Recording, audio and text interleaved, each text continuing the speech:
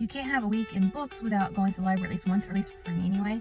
I have a bad habit, as I've probably mentioned already, that I put every book I've ever wanted to read on hold at the library, and I really abuse that limit they have on there. I think my library's limit is like 90 holds or something insane. Anyway, sometimes a bunch will come available all at once, and then I have to read, sort of like how Cookie Monster would attack a plate of cookies or something. I have to read so much, and I know, oh no. Anyway, this is one of those times. I have, I think, like 6 or 8 books on hold, and then of course I can't go to the library without looking around some, and something else catches my fancy, so let's go on and look.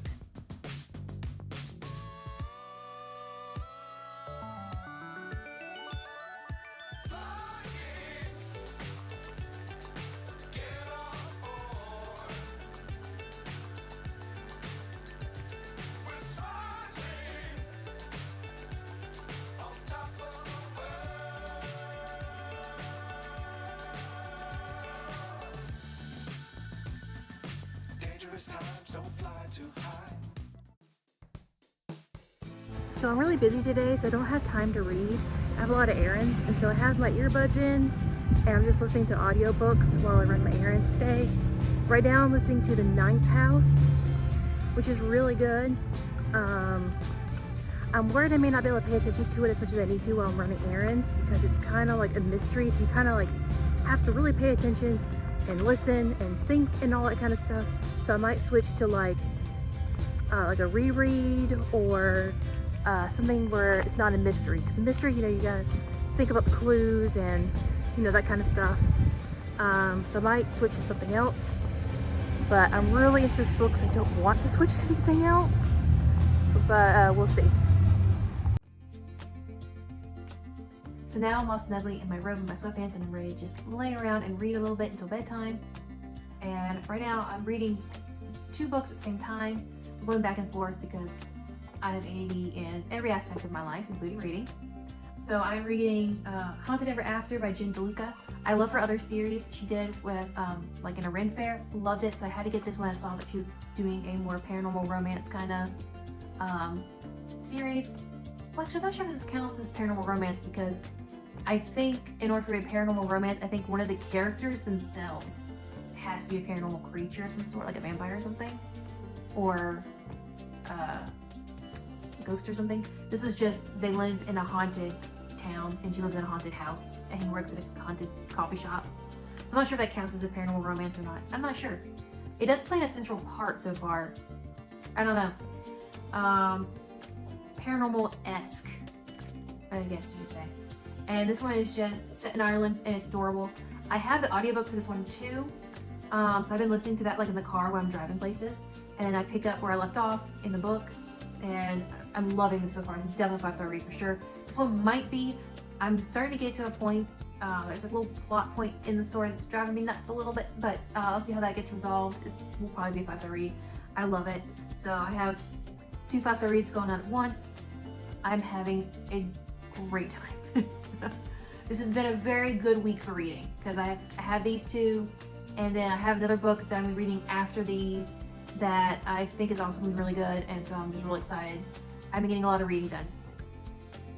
So let's get back to it.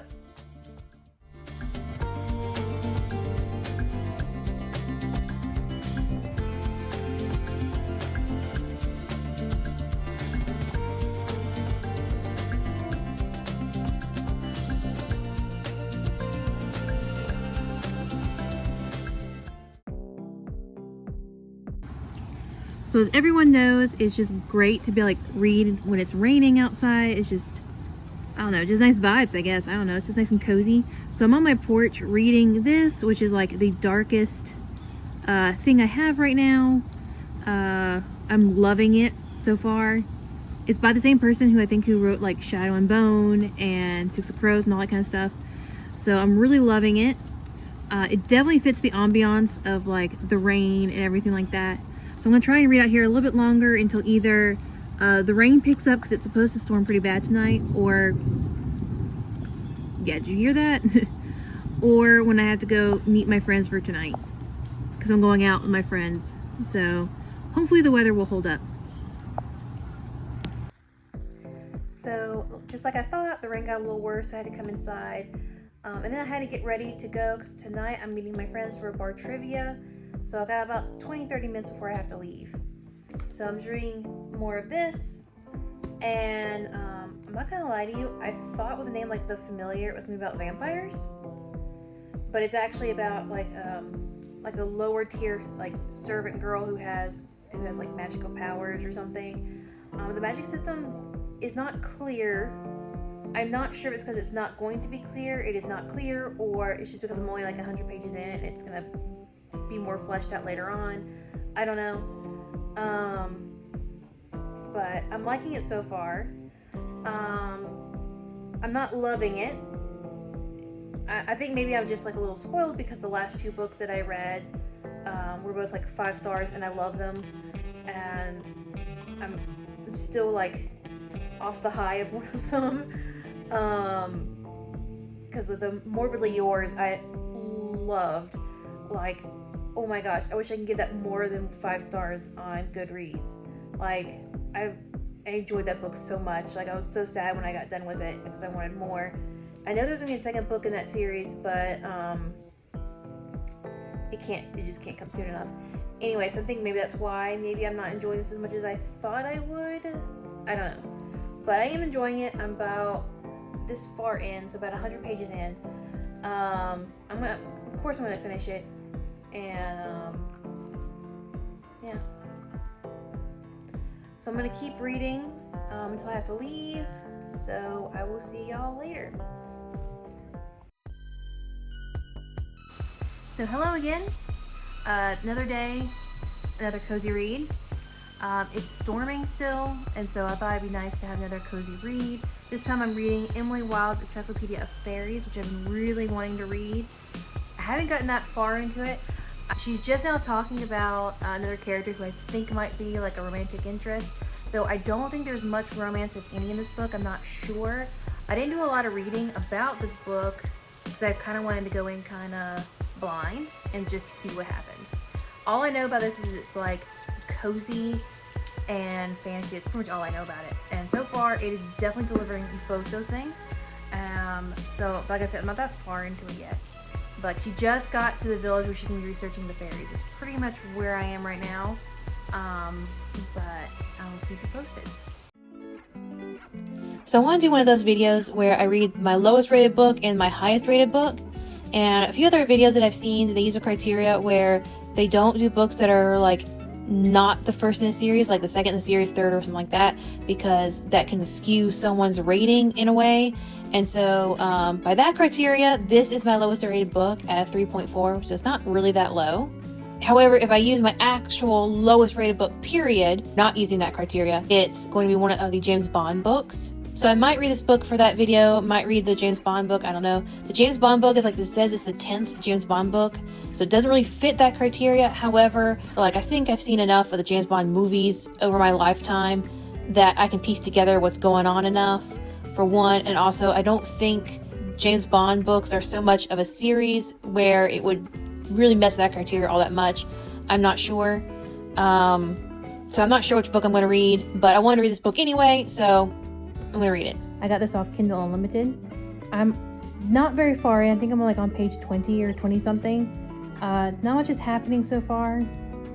It's about a girl who inherits, I think, her grandmother, her aunt's cafe called the Pumpkin Spice Cafe. And she meets who is clearly the romantic, like, male love interest, like, pretty early on. Like, I think within the first 10 pages. And he, of course, is the one who delivers the pumpkins. So far, it's a really cute read. I've heard a lot of good things about this book series. I just got a notification not too long ago that the second book in the series just became available at my library for me to go ahead and get from my like holds list or whatever. So I'm going to try and read this quickly so I can read the second book.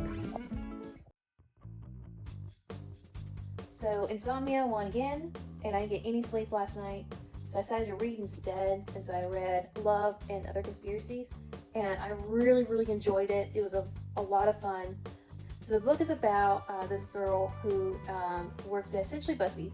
She's having to make a web series really last minute for a contest to go up against her evil ex, who's also doing a show or something.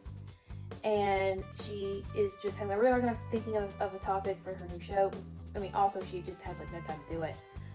But then one night she is watching a TV show or listening to a podcast or video, I can't remember exactly what it was, and she happens upon seeing a guy talk about conspiracy theories and stuff, and she's like, oh, he's perfect. He knows what he's talking about, he's interesting to listen to, and not to mention, not that bad on the eyes. So she contacts him and gets him to agree to do it, like a pilot episode or whatever. And when he comes to record it, he is not great on camera by himself. And so she like banters with him behind the scenes to get him to loosen up and everything. And then some like, I guess, manager or someone a little higher up happens to see it and like, oh, you need to be in the show too. And she's like, it's a whole thing throughout the book that she likes to be behind the scenes and not stand out too much. And it makes her a little uncomfortable because of the evil ex. And so she is surprised when the guy actually wants her on the show and thinks she does a good job and everything, because once again, evil ex really did a number on her. And